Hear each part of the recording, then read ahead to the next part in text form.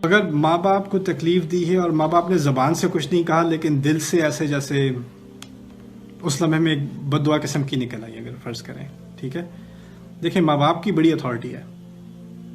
ماں باپ کے بارے میں کچھ باتیں آپ کے سامنے رکھ دوں، شاید آپ کی نظر میں ہوں شاید نہ. ہم سب کو معلوم ہے کہ دین میں ماں باپ کے کا بہت زیادہ اہتمام کیا گیا ہے، بہت زیادہ اہتمام کیا گیا ہے. وَقَضَىٰ رَبُّكَ أَلَّا تَعْبُدُوا إِلَّا إِيَّاهُ وَبِالْوَالِدَيْنِ إِحْسَانًا. اپنے رب کے بعد والدین کا ذکر ہے. اس میں سمجھنے کی چیز یہ ہے کہ عام معاملات میں ہمیں اسلام کا حکم ہے. اسلام کا مطلب ہے سر تسلیم خام، جو کہا ہے وہ کر لو، مان لو. اسلام اپنے آپ کو بالکل سرنڈر کر دینا، اس کو اسلام کہا جاتا ہے. اپنے آپ کو سبمٹ کر دینا بالکل. اچھا، اسلام جو ہے سب سے نچلا مرحلہ ہے، اس سے اوپر ہے ایمان، اور اس سے اوپر ہے کیا؟ احسان. ٹھیک ہے، ہم سب کو احسان کرنے کا حکم نہیں دیا گیا. ہمیں اسلام کا حکم، اسلام کم از کم منیمم ریکوائرمنٹ اسلام ہے. اور سب سے زیادہ بہترین جو کوئی انسان کر سکے اس کو کیا کہا جاتا ہے؟ احسان. ٹھیک ہے، پاس ہونے کے لیے آپ کو کیا چاہیے؟ اسلام. ٹاپ کے نمبرز لینے کے لیے احسان. اچھا، یہ بات سمجھ میں آ جائے پھر آپ سمجھیے ایک واحد معاملہ ہے جس میں صرف اچھائی کرنا کافی نہیں ہے. وَبِالْوَالِدَيْنِ احساناً، یعنی کم از کم ریکوائرمنٹ والدین کے ساتھ احسان کی ہے. اور کسی معاملے میں کم از کم ریکوائرمنٹ احسان کی نہیں ہے. اطاعت ہے، اچھائی ہے، خیر ہے، احسان نہیں. احسان صرف والدین کے معاملے میں. یہاں تک کہ ایک آیت مجھے حیرت ہوتی ہے، سورۃ الانعام کی آیت ہے جس میں ان چیزوں کا ذکر ہے جو حرام ہے. قُلْ أَتْلُوا مَا حَرَّمَ رَبُّكُمْ عَلَيْكُمْ، تم آؤ میں تمہیں وہ باتیں بتاؤں جو تمہارے رب نے تمہارے اوپر حرام کی ہیں. شرک کا ذکر ہے، قتل کا ذکر ہے، ان چیزوں کا ذکر ہے. اور ان تمام چیزوں کے درمیان وَبِالْوَالِدَيْنِ احساناً. عجیب بات، اس آیت میں ان چیزوں کا ذکر ہونا چاہیے تھا جو منع ہے، حرام ہے. اور ان تمام ممنوعات میں سے ایک دم والدین کے ساتھ احسان. ممنوعات میں سے تھوڑی، یہ تو حکم ہے، جو کرنے کی چیز ہے، نہ کرنے کی چیز تھوڑی ہے. اس کا یہاں کا ذکر ہو رہا ہے. یہ حکمت ہے قرآن کی. یہ سکھایا جا رہا ہے کہ اگر اس سے تھوڑا بھی کم ہوا تو حرام ہے. یہ حرمات میں شامل، سورۃ الانعام کی آیت میں حرمات میں شامل ہے. سبحان اللہ. تو یہ مقام والدین کو دیا گیا ہے. لیکن اس کے باوجود والدین سے زیادتی ہوتی ہے، کبھی کبھی اولاد سے ہوتی ہے. دونوں انسان ہیں. اللہ تعالیٰ نے تو یہ حق دے دیا، مجھے اپنے والدین کے ساتھ کرنا ہے جتنا. اور احسان کی بھی مختلف ڈیفینیشن ہے. دیکھیے، اللہ تعالیٰ نے ہم میں سے کئیوں کو بڑے اچھے والدین نصیب دیے ہیں اور کئیوں کو ظالم والدین بھی نصیب دیے ہیں. ایسا بھی ہوا ہے. بچوں کے ساتھ زیادتی ہوتی ہے کہ نہیں ہوتی؟ اور جب وہ زیادتی کرتے ہیں بچوں کے ساتھ، کبھی کبھار تو بہت گھناؤنی قسم کی زیادتی ہے. ابھی میرے پاس ہر قسم کے کیس لوگ لے کر آتے ہیں کہ یہ ہوا ہے، میرے باپ نے میرے ساتھ یہ کیا تھا، میری ماں نے میرے ساتھ یہ کیا. میں حیران رہ جاتا ہوں، ماں باپ بھی ایسا کر سکتے ہیں؟ ہوتا ہے.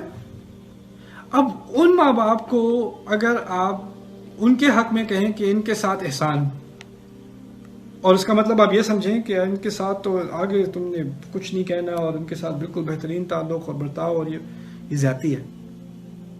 تو پھر احسان کا لفظ اچھی طرح سمجھ لیں. احسان ہوتا ہے جو میں اپنی جو میری لمٹ ہے نا، اس میں اور آپ کی لمٹ میں فرق ہے. جو میری صورتحال ہے اور آپ کی صورتحال ہے اس میں فرق ہے. دیکھیے، اگر کوئی بچہ اپنی صلاحیت کے اعتبار سے بہترین کرتا ہے تو اس کا 80 آتا ہے. وہ اس کا بہترین کیا ہے؟ 80 ہے. کسی اور کا بہترین 70 ہے، کسی اور کا بہترین 90 ہے، کسی اور کا بہترین 100 ہے. ایسا ہی ہوتا ہے نا. آپ کی صورتحال کے مطابق آپ بہترین کیا کر سکتے ہیں وہ احسان ہے. ہو سکتا ہے کہ کسی کی صورتحال ایسی ہو کہ اس کے والدین اتنے ابیوسو ہیں اور انہوں نے اس کو اتنی تکلیف دی ہے کہ وہ مریض بن گیا ہے. ان کو دیکھ کے اس کا بلڈ پریشر ہو جاتا ہے، یا ان کو دیکھ کے اس کو انگزائٹی ہو جاتی ہے. اب وہ ان سے ایک فاصلہ رکھتا ہے. یہ اس کا بہترین یہی ہے. بہترین سے بہترین جو کر سکتا ہے اس کا یہی ہے. یعنی وہ ایک ڈیپینڈ کرتا ہے ہر صورتحال پہ. دوسری طرف آئیے والدین کی طرف. والدین کو کبھی بچوں پہ غصہ آتا ہے، مجھے بھی آتا ہے. اب خدا دیکھ رہا ہے کہ میری جو بیٹی ہے اس نے جو مجھ سے بات کی جس سے مجھے غصہ آیا، اب میرا غصہ فرشتے لکھ رہے ہیں. میرا غصہ اس کے کھاتے میں اس کے خلاف لکھا جا رہا ہے کہ نہیں؟ قرآن نے تو کہہ دیا، قرآن نے اپنا حکم شائع کر دیا کہ والدین کے ساتھ تو احسان ہی احسان ہونا ہے. اب اس نے آگے سے اپنی زبان چلائی، اس نے آگے سے نظر سے، اس نے مجھے بری طرح سے دیکھا. کبھی بدتمیزی صرف زبان سے نہیں ہوتی، شکل سے بھی ہوتی ہے، آنکھوں سے بھی ہوتی ہے. آنکھیں نہ ملانے سے بھی ہوتی ہے، اسی لیے قرآن میں ہے نظر عبسا و بصر، ایسے دیکھا، ایسے ماتھے پہ بل آئے، یعنی ماتھے کے بل کا قرآن پہ ذکر ہے، جیسے یہ بھی تکبر کی علامات ہیں، صرف عمل کا ذکر نہیں ہے۔ تو اگر ایسا کچھ ہوا ہے، میرے دل میں کوئی برا خیال ہے، فرشتے نے تو لکھا ہے، لیکن مجھے سوچنا پڑے گا لکھنے کے بعد یا غصہ آنے کے بعد یا بری دعا میرے اللہ پوچھے گا تجھ سے، کبھی ہوتا ہے دماغ میں آ جاتا ہے اللہ تم سے پوچھے گا،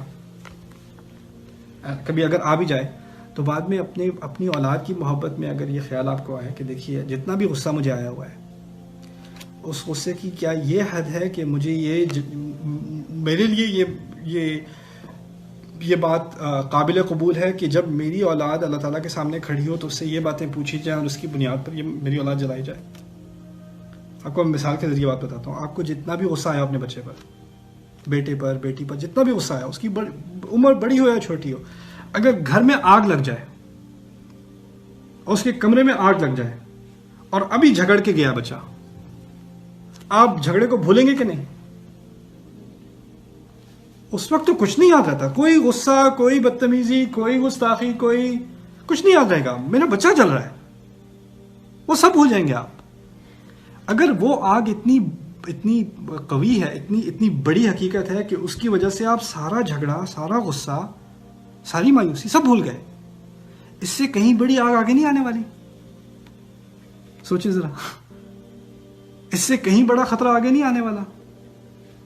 اگر آپ آگ کی بات چھوڑ دیجئے، اگر آپ کے بچے کے پولیس دروازے پہ آتی ہے، بیٹے کا نام پوچھتی ہے آپ کا، اس سے بات کرنی ہے، اگر جتنا بھی غصہ آپ کو آیا ہو، آپ گھبرا نہیں جائیں گے اپنی اولاد کے لیے؟ انسان گھبرا جائے گا نا، یہ کیا ہو رہا ہے، یہ کیوں آ گئے؟ اور اگر اس کو لے کے چلے جائیں تو آپ یہ نہیں کہیں گے چلو شکر ہے اللہ نے دعا مان ہی لی میری، میں نے کہا تھا یا اللہ مجھے انصاف دے، فوراً ہی آ گیا، کافی ایکسپریس انصاف آ گیا۔ کسی ماں کو، کسی باپ کو تسلی نہیں ہوگی کہ یہ میری دعا قبول ہو گئی، بلکہ اس کو یا اللہ میری دعا تو نہیں قبول ہو گئی، یا اللہ میری اولاد کو بچا لے، یا اللہ خیر کر، اس وقت صرف محبت ہی محبت کا خیال ہوگا۔ ایسا ہی ہوتا ہے کہ نہیں؟ کہنے کا مقصد یہ ہے کہ وہ اگر آنے والی زندگی انسان کی نظروں کے سامنے ہونا تو اولاد کا غصہ بھی آرام سے یعنی وہ زیادتی تو زیادتی ہی رہے گی، آپ کی ڈس اپوائنٹمنٹ ہے، آپ کا غصہ اپنی جگہ ٹھیک ہے، لیکن وہ دعا جو غلطی سے نکلی ہو نا، یا انسانی ناطے سے نکلی ہو، اس کو آپ ریٹریکٹ بھی کر سکتے ہیں، میرے رب ایسا نہ کرنا، میری اولاد کو معاف کر دے، میری اولاد کو معاف کر دے، آپ اس کو پیچھے لے لیں، کوئی بات نہیں، یہ نہیں ہے کہ وہ پتھر میں لکھی گئی ہے۔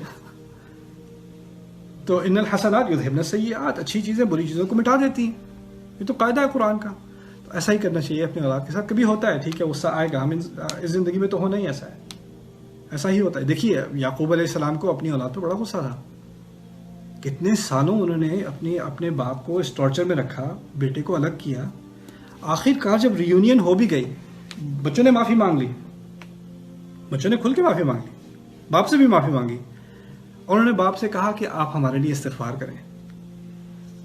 دیکھیں ٹھیک ہے اللہ کا معاف کرنا، پتہ ہے اللہ کے معاف کرنے میں اور انسان کے معاف کرنے میں زمین آسمان کا فرق ہے۔ اللہ جب معاف کرتا ہے نا، جب توبہ قبول کرتا ہے تو وہ آپ کے گناہوں کو اچھائیوں میں بدل دیتا ہے، فَأُولَئِكَ يُبَدِّلُ اللَّهُ سَيِّئَاتِهِمْ حَسَنَاتٍ۔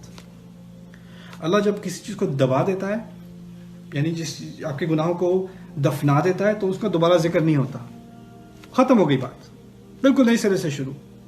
کوئی توبہ، جب کوئی اسلام قبول کرتا ہے، شہادت دیتا ہے، تو وہ ایک توبہ ہی ہوتی ہے، میں اللہ تعالیٰ کی طرف واپس آیا ہوں، تو کیا ہوتا ہے اس کے پچھلے گناہوں کے ساتھ؟ سارے کے سارے گناہ معاف، سب ختم، بالکل نئی کلین سلیٹ۔ لیکن انسان اس چیز کا قادر نہیں ہے، ہمیں ایسی صلاحیت نہیں دی گئی۔ آپ کے ساتھ اگر کسی نے بہت زیادہ زیادتی کی ہے، وہ آ کے معافی بھی مانگ لے تو وہ مٹ نہیں جاتی،